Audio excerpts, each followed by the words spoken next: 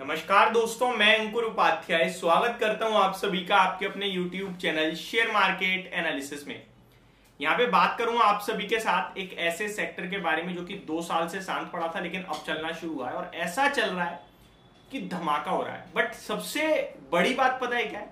लोग पकड़ नहीं पा रहे अभी इस सेक्टर को। उनके सामने जा रहा है ये ऊपर बट पकड़ नहीं पा रहे हैं। जब पकड़ेंगे शायद तब तक बहुत देरी हो जाएगी। मैं यहां आप सभी के साथ ये वीडियो में यही चीजें डिस्कस करने वाला हूं, लेकिन एक डिस्क्लेमर देना चाहता हूं क्लियर कट। किसी भी स्टॉक पे बाय की रिकमेंडेशन नहीं है और किसी भी स्टॉक पे सेल की रिकमेंडेशन नहीं है। क्लियरली एक ऐसे सेक्टर के बारे में बात कर रहा हूं जो कि एक अच्छा बढ़िया और लाइफ लॉन्ग वाला सेक्टर है। बट इस सेक्टर में स्टॉक स्पेसिफिक चयन करना बहुत मुश्किल और बहुत ज्यादा जरूरी है। सेक्टर है फार्मा और स्टॉक्स के बारे में मैं आपको बताता हूं, क्या चल रहा है इसको समझाता हूं। देखिए, हमारे भारत देश की मैक्सिमम कंपनी जो है वो अमेरिका से रिलेट करती हैं, फार्मा और आईटी की। अब फार्मा की बात करें तो इनका बिजनेस आता है एक बड़े लेवल पे अमेरिका से, यूएस से। वहां आपको पता है किस हिसाब से प्रॉब्लम चल रही है।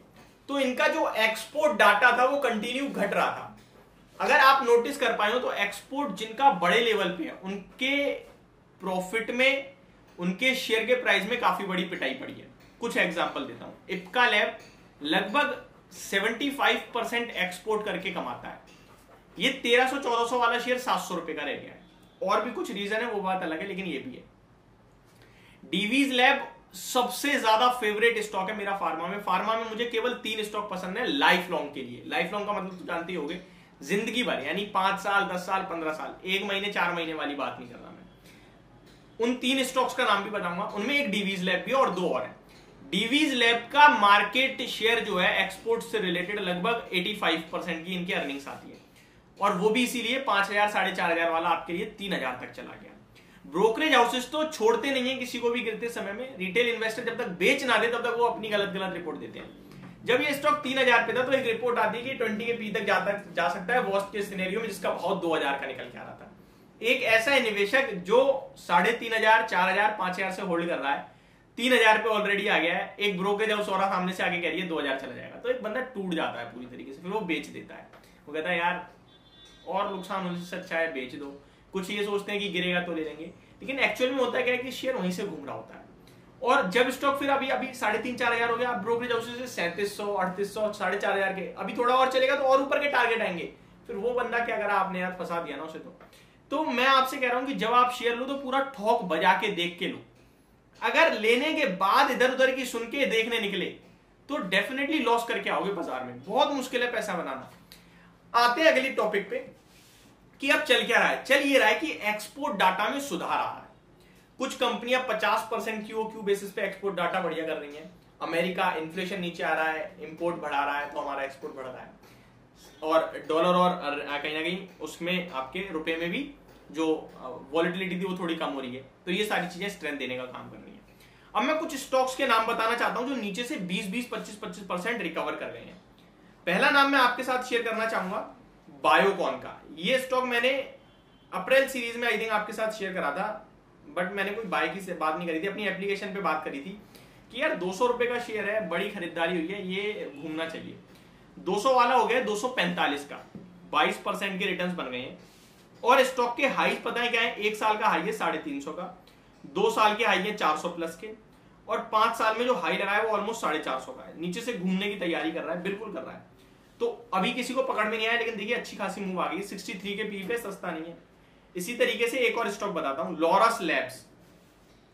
इस स्टॉक ने लो लगाया आपके लिए अभी रिसेंटली 270 रुपीज के समथिंग का, 280 का।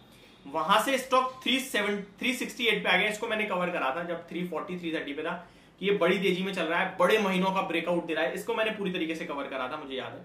और स्टॉक में ना बहुत बड़ी गिरावट हुई है, 600 रुपए से वन साइड गिरा है 280 तक।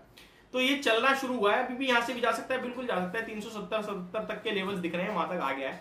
तो डिप्स में इसको एक्यूमुलेट कर सकते हो, अगर है तो बहुत अच्छी बात है।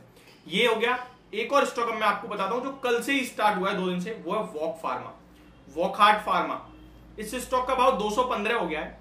अभी रिसेंटली इस स्टॉक ने मार्च में 151 का लो लगाया, वहां से 42% भाग गया। पता नहीं चल रहे हैं, भाग रहे हैं बुरी तरीके से। ठीक है, स्टॉक ऊपर में बहुत ऊंचे लेवल दिखा चुका है, आपको पता ही होगा, 800-900 रुपए के। आगे बात करें एक और स्टॉक ग्लेनमार्क फार्मा, ये तो दिख भी रहा है लोगों को, एफएनओ में भी है। ये स्टॉक तो अपने 52 वीक हाइस पे ही आ गया ऑलमोस्ट। नीचे इस स्टॉक का 2020 में तो बहुत नीचे का था, 200 रुपए को छोड़ देता हूं। अभी अगस्त में, अभी मैं छोटा चार्ट लेता हूं, इतना बड़ा चार्ट लेके कोई फायदा नहीं है जब हम छोटे लेवल पे बात कर रहे हैं। जनवरी में स्टॉक का भाव 370 था और अभी 73% के रिटर्न दे दिया है। और लोग कह रहे हैं कि फार्मा, केमिकल, आईटी चल नहीं रहा है। अब फार्मा में ये देखो आप क्या चल रहा है। और स्टॉक के नाम बताऊं तो ऑरो फार्मा, आप स्टॉक को देखोगे तो आपको समझ में नहीं आएगा। अब यहां क्या करें, देखिए सिंपल सी भाषा में बोलूं तो ये बहुत करेक्ट हुए। इनमें जहां पे वैल्यूएशन और जहां पे अर्निंग्स ग्रोथ है और वैल्यूएशन 3 है, वहां मौका है। इसमें रिसर्च करनी पड़ेगी बट पैसा बनेगा।